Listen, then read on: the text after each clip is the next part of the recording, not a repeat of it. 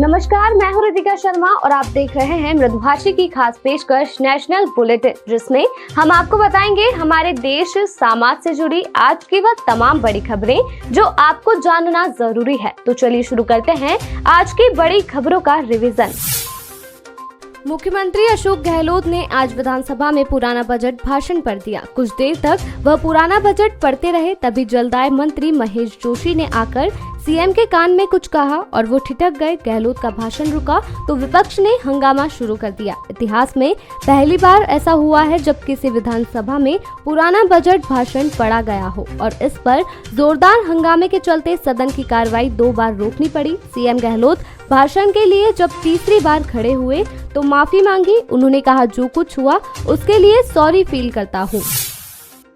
उत्तराखंड के पूर्व सीएम हरीश रावत की तबीयत अचानक बिगड़ गई। वह बेरोजगार संघ के धरना प्रदर्शन में शामिल होने आए थे। अचानक हरीश रावत धरना प्रदर्शन स्थल पर बेहोश हो गए। उनके बेहोश होते ही सभी लोग घबरा गए। वहीं उनको पुलिस वालों ने वहां से उठाया। अपर मुख्य सचिव राधा रतूड़ी से शुक्रवार को सचिवालय में उत्तराखंड बेरोजगार संघ के सदस्यों ने भेंट की। बेरोजगार संघ के सदस्यों ने अपर मुख्य सचिव रतूड़ी को अपने मुद्दों से अवगत कराया। अपर मुख्य सचिव ने कहा कि बेरोजगार संघ द्वारा रखे गए मुद्दों से मुख्यमंत्री को अवगत कराया जाएगा। उन्होंने कहा कि युवा अपनी बात शांतिपूर्वक तरीके से रखें। प्रधानमंत्री नरेंद्र मोदी ने आज मुंबई के छत्रपति शिवाजी महाराज टर्मिनस से 2 नई वंदे भारत ट्रेनों को हरी झंडी दिखाई। ये ट्रेनें मुंबई से साईनगर, शिरडी और मुंबई सोलापुर के लिए चलाई जाएगी। इसके बाद महाराष्ट्र में वंदे भारत ट्रेनों की संख्या 4 हो जाएगी, जबकि देश में अब कुल 10 रूट पर यह ट्रेन चल रही है। इस मौके पर पीएम मोदी ने कहा कि आज देश में आधुनिक ट्रेनें चलाई जा रही है, मेट्रो का विस्तार हो रहा है, मेट्रो और पोर्ट बनाए जा रहे हैं। देश के बजट में भी इसी भावना को सशक्त किया गया है। भारत के इतिहास में पहली बार 10 लाख करोड़ रुपए सिर्फ इंफ्रास्ट्रक्चर के विकास के लिए रखे गए हैं। इसमें भी रेलवे का हिस्सा 2.5 लाख करोड़ रुपए है। देश की न्यूक्लियर पावर कैपेसिटी 8 साल में 40% बढ़ी है। केंद्रीय मंत्री जितेंद्र सिंह ने गुरुवार को राज्यसभा में इसकी जानकारी दी। सिंह ने बताया कि भारत की न्यूक्लियर पावर कैपेसिटी में 2014 के बाद बड़ा उछाल आया, जब नरेंद्र मोदी प्रधानमंत्री बने। 2013-14 में annual nuclear power generation 35,333 million unit था। 2021-22 में यह 47,112 मिलियन यूनिट पहुंच गया। 8.5 साल में यह लगभग 30 से 40% बढ़ा है।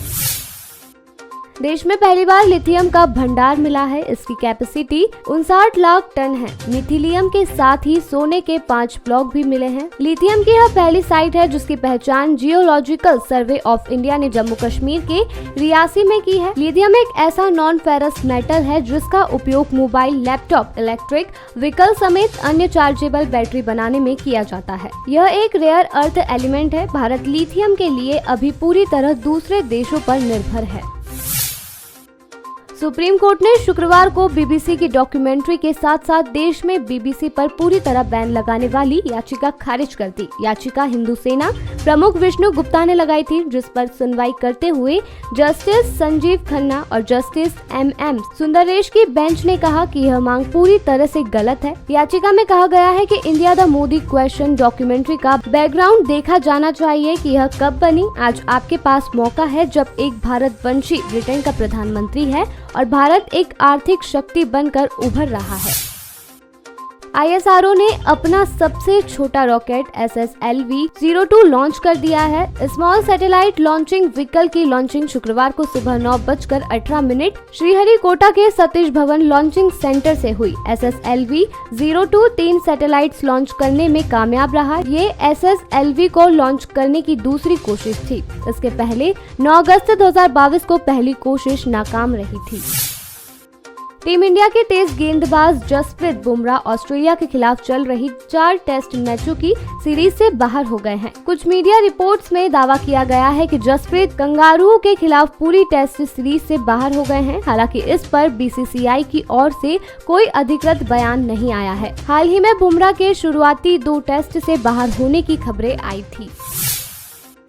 लखनऊ में शुक्रवार को पीएम मोदी ने ग्लोबल इन्वेस्टर समिट 2023 का इनॉग्रेशन किया। इस दौरान उन्होंने यूपी में हुए बदलाव का जिक्र किया। कहा, एक समय यूपी बीमारू राज्य कहलाता था, हर कोई यूपी से अपनी उम्मीदें छोड़ चुका था, लेकिन 5-6 साल में प्रदेश ने अपनी नई पहचान बनाई, डंके की चोट पर खुद को बेहतर साबित किया।